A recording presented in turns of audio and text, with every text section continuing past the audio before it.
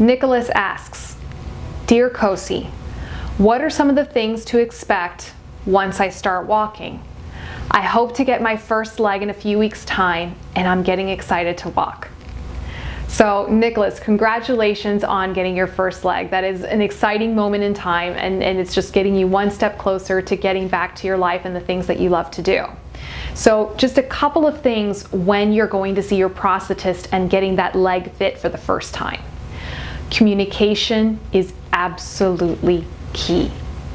When you first put on a prosthesis, it can feel a little awkward and a little uncomfortable, but there can also be some pain involved, and we don't want that. So when you're fitting your leg, you need to be talking to both your prosthetist and your physical therapist, letting them know what it is that you're feeling in your leg. They can then normal part of getting used to wearing a leg, or if it's something that may need to be adjusted. Another couple of things, I think, be patient. So when you first put on your leg, your skin is probably still healing a little bit from the surgery, and it needs time to get used to having something on there all the time. So again, talk with your prosthetist and your physical therapist about designing a wearing schedule that will suit your skin. For those of you who have more sensitive skin, you might need to wear it a little bit less on certain days. And those of you who have more resilient skin can speed up the process a little. But again, this is something that you should be reviewing with your prosthetist and physical therapist and communicating with them. And last and certainly not least, be patient with yourself. Learning to use a prosthesis and recovering from limb loss is a 2 steps forward, 1 step back scenario. And to me, this is why it's so important to have a team with you.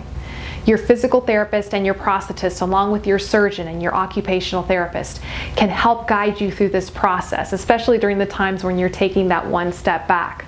You might not be able to see what the next step is for you, but they will help you see that and guide you towards that. Best of luck to you, Nicholas. Okay. Jill asks, Dear Kosi, how far apart should your feet be when trying to find balance or center of gravity initially? Great question, Jill, because that plays right into what we've been talking about this whole month with proprioception. I always joke around with my patients. John Wayne is the only guy who can make it look cool to stand with his legs apart. Typically, our base of support is meant to be 4 to 6 inches, which is not very much. If you check out the exercise videos that I have with Suzanne for this month, you'll be able to see how I start with the square up exercise, essentially teaching you what your base of support should be. So check out that square up video. Okay. Jessie asks, Dear Kosi, I would like you to go into treating different patients or mindsets. How do you treat someone who is a self-motivator that really does not see the benefit in physical therapy? And how does that contrast to those that need a little more hand-holding and need that motivation and persuasion to improve their own situation, or the ones that really need reinforcement? That's a really great question, Jessie. And I've been doing physical therapy now for over 15 years, and I've never met the same patient who presents with the same method of encouragement that they need to get through therapy. And you're right.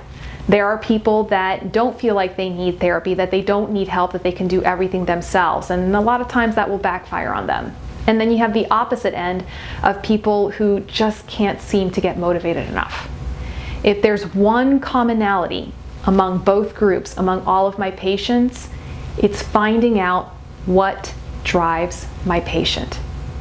When I was first a physical therapist, I used to think it was about telling my patient what their goals should be. I was telling them, oh, I want you to walk, I want you to do this. And as I became a little more experienced, I realized it wasn't about what I wanted as a clinician. It wasn't about what I thought was best for my patient. It was about finding out what it is that my patient wanted to accomplish. What was their goal?